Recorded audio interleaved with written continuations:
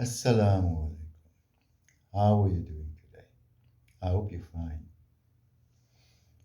Salahuddin Al Ayyubi, one of the all-time greats in the Muslim world. Salahuddin was a Kurd. He was born in Kurdistan. Today, of course, Kurdistan is broken up with borders going across their lands. So you'll find that they are split between Iraq and Syria and Turkey. And up till today, they're still fighting for a country of their own. They are a proud nation with their own culture and their own language, and all of them are Muslim. But in any case, back then, it wasn't as it is today. Back then, they all lived together. Obviously, it was a lot less of them compared to today. But Salahuddin Al Ayyubi was born to a poor, uneducated father. His uncle, on the other hand, who became his mentor later on in life, was one of the top military leaders in the Muslim army in the area where they lived, in Kurdistan and Syria and present day Syria and Iraq. And Salahuddin al Ayyubi, he received an extremely good education. He was well known for quoting hadith on horseback as a reprimand to his soldiers later on in life, or as a guide to them, to guide them along. He would shout the hadith and recite it from beginning to end. And he was well known as an exemplary military leader who was well versed in hadith, many hadith.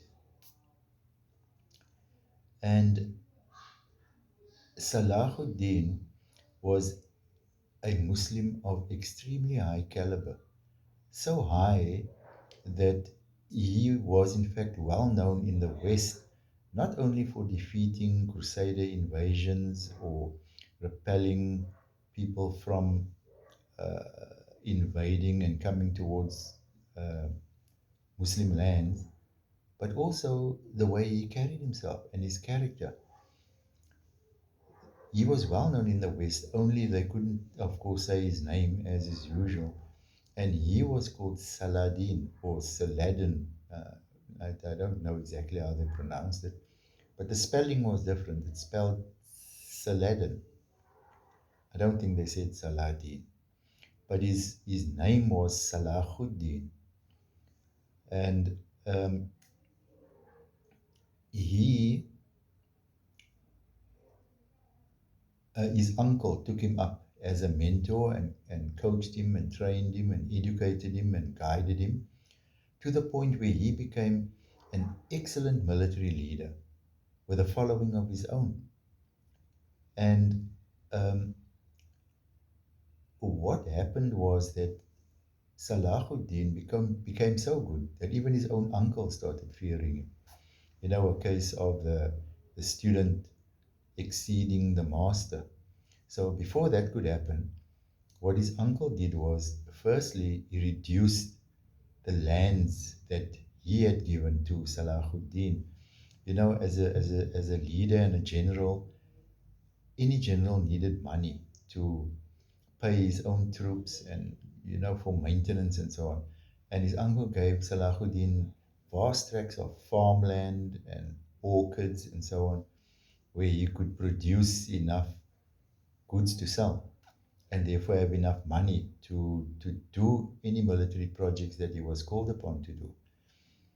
Obviously, he received funding from the state as well, but all military leaders had immense wealth of their own. So what Salahuddin's uncle did was he reduced the number of farms that he had to make him financially less powerful.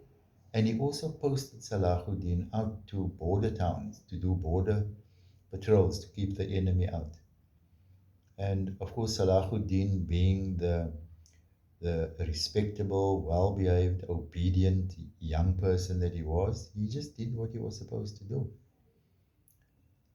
But then later on, his uncle became ill and he became bedridden. And then Salahuddin was recalled to actually take over from his uncle, because then, of course, it didn't matter.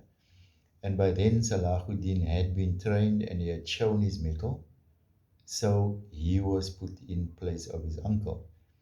And that is when Salahuddin blossomed. One of the first things that Salahuddin did was, Egypt at the time had been taken over by the Fatimids, who were Shia. And Salahuddin marched into Egypt, expelled the Shia leadership of Egypt, and put a Sunni leadership in place in Egypt. And ever since then, Egypt has remained Sunni Muslim. In fact, that short period of time when they were Fatimid was the only time that they were Shia, who had Shia leadership. And of course, it wasn't long after that that Salahuddin uh, conquered Jerusalem. There's a good movie, City of Joy, that um, quite accurately depicts what happened there in the so-called City of Joy, which was Jerusalem. It was occupied by uh, Western Christian crusaders, and Salahuddin freed the whole city. And the way that the Muslims are portrayed and the way that the Christians are portrayed in that movie is quite accurate for the time.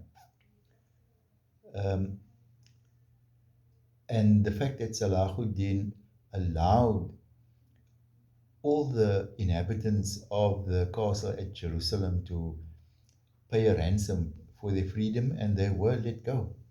He let them go, which was, in fact, the exact opposite of what those very same crusaders did to the Muslims who were in Jerusalem at the time. They slaughtered them, to the child, to the old man, to the old woman, to the mother, auntie, all the females. Of course, the men, they were all instantly slain. But the Christian crusaders were actually known for their violence. If you read books about the Crusades, almost all of which were unsuccessful, there was a lot of horrific violence meted out by the Crusaders. And that is because the so-called Crusaders, they weren't Christian fighters or fighters for the Christian faith and fighting according to any rules that there are for Christian fighting. They were along for plunder and pillage. That's what they were there for. They were poor people, poor farmers, and this was an opportunity for them to gain immense wealth. So much so that a city, a castle city called Acre, to the north of, far to the north of Jerusalem, in one crusade, the city of Acre was a Christian city. It had been conquered in previous crusades by the Western Christians. And so when the next crusade came along, Acre was a Christian castle. And yet the Crusades stormed that castle. They massacred all the inhabitants in a bloodthirsty massacre. They killed everything, the last animal. The blood was flowing reportedly up to people's ankles. People were wading through blood on the ground up to their ankles. That's how they murdered people. And it was Christians murdering Christians. They, of course, plundered Acre and took over the castle, took everything that they could for themselves. And that's what they did in Jerusalem when Muslims were occupying Jerusalem. When they attacked Jerusalem, they killed everybody. But when Salahuddin did the same thing, he let them go for a ransom, of course. But he let them go because he had to pay to get his army there to get them out of Jerusalem. So he ransomed them off, they had to pay him. And yet there are stories, and in the movie they show that there were some people who couldn't afford the ransom. And Salahuddin paid the ransom himself. Because remember, all the money didn't go to him. The money went into his coffers. And a lot of it was split amongst his soldiers. And so all that went back to Europe about Salahuddin. It went back. And the the leaders in Europe, especially the priests and the Pope and so on, they were saying things like Salahuddin is actually more Christian than the Christians, and that is why God is on his side. And they were saying things like he might be a hidden Christian, and because people wanted to know why was he always winning. He always won. He won every battle. He never lost a battle in his life. And that was their answer, that Salahuddin was more Christian than they were. That is why God was on his side. Now, don't we find that today? Don't we find today that a lot of Christians are more Muslim than we are supposed to be? Strange, eh? It just shows you how close Christianity and Islam is. Assalamu alaikum.